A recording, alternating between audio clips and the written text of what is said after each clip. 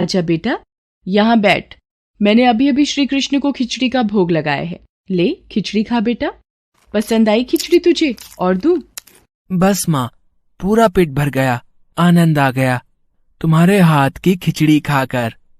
माँ, क्या मैं ये स्वादिष्ट खिचड़ी कल भी खाने आ सकता हूँ? कल ही क्यों बेटा, तू रोज मेरे पास खिचड़ी खाने आ जाया कर। कर्माबाई की कुटिया में उस बालक के रूप में स्वयं भगवान जगन्नाथ खिचड़ी खाने पधारे थे और अब रोजाना कर्माबाई जब भगवान कृष्ण को खिचड़ी का भोग लगाती, थोड़ी देर बाद वो बालक भी खिचड़ी खाने आ जाता। एक दिन कर्माबाई, भगवान को बिना स्नान किए भोग लगाना अच्छी बात नहीं। तुम रोजाना सुबह पहले स्नान आदि क्रियाएं करके विधि विधान से पूजा करके ही भगवान कृष्ण का भोग बनाया करो। ठीक है बाबा, अब मैं स्नान करके ही प्रभु का भोग बनाया करूंगी। साधु की बात मानकर कर्माबाई अगले दिन से स्नान करके पूजा के पश्चात भोग तैयार करती। इस कार्य में उन्हें बहुत देर हो जाती थी, पर वो बालक तो अपने समय पर ही खिचड़ी खाने आ जाता था। माँ, खिचड़ी दो ना, जल्दी दो, मुझे बहुत भूख लगी है माँ। थोड़ी देर रुक बेटा, अभी देती हूँ। अब तो बालक रूपी भगवान जगन्नाथ जल्दी जल्दी खिचड़ी खाकर बिना हाथ मुंह साफ किए भाग जाते थे। उन्हीं दिनों मंदिर के पुजारी, जो काफी समय से मंदिर में सेवा कर रहे थे, ये जगन्नाथ भगवान के मुख पर खिचड़ी कैसे? मंदिर में तो काफी दिनों से खिचड़ी का भोग नहीं लगा, फिर ये भगवान के मुख पर खिचड़ी कैसे? हे प्रभु, ये कैसी लीला है आपकी? भगवान जगन्नाथ पुजारी के सपने में आते हैं। मेरी भक्त कर्माबाई, जो जगन्नाथपुरी में ही रहती है, वो बहुत ही प्रेम भाव से सुबह उठकर बाजरे की खिचड़ी का भोग लगाती है। मैं रोजाना सुबह जल्दी उठकर कर्माबाई की खिचड़ी खाने जाता हूँ। मुझे कर्माबाई के हाथ की खिचड़ी बहुत पसंद है।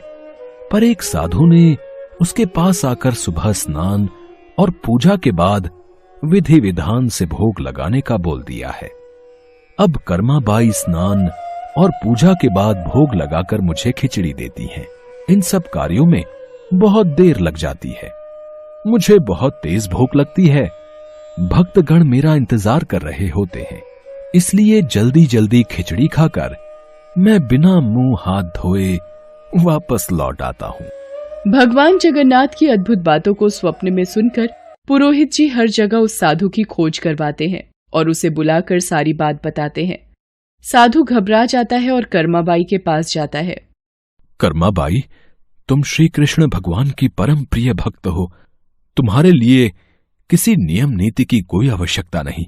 तुम अपने अनूठे प्रेम से जिस प्रकार सुबह जल्दी उठकर भोजन बनाती थीं, वैसे ही बनाकर भगवान का भोग लगाया करो।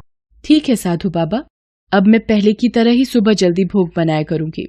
अब कर्माबाई फिर से पहले की तरह भगवान कृष्ण को भोग लगाकर उस बालक को बड़े प्रेम पूर्वक खिचड़ी खाने को देती थी।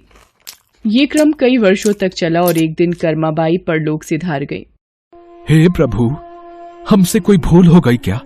आज आपके नैनों से अश्रुधारा कैसी प्रभु? हे भगवान जगन्नाथ, क्या अपराध हुआ हमसे जो अब दुखी हुए प्रभु? उसी रात भगवान जगन्नाथ राजा और पुजारी के स्वप्न में आते हैं और बताते हैं कि उनकी भक्त कर्माबाई इस लोक से विदा होकर भगवान में विलीन हो गई हैं।